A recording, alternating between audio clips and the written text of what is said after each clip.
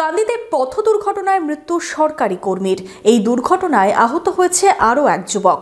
কান্দি থানার পুলিশ মৃতদেহ উদ্ধার করে ময়না তদন্তের জন্য পাঠায়। কান্দিতে পথ দুর্ঘটনায় প্রাণ গেল এক সরকারি কর্মীর।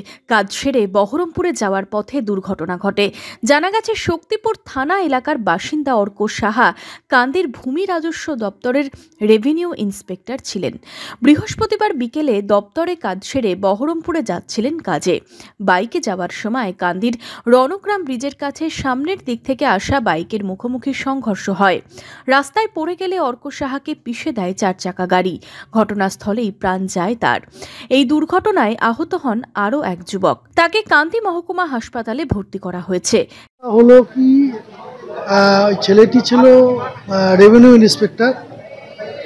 উনি বহরমপুর একটা ফ্ল্যাটে রং চলছে, সেই কাজের জন্য অফিস করে যাচ্ছিল।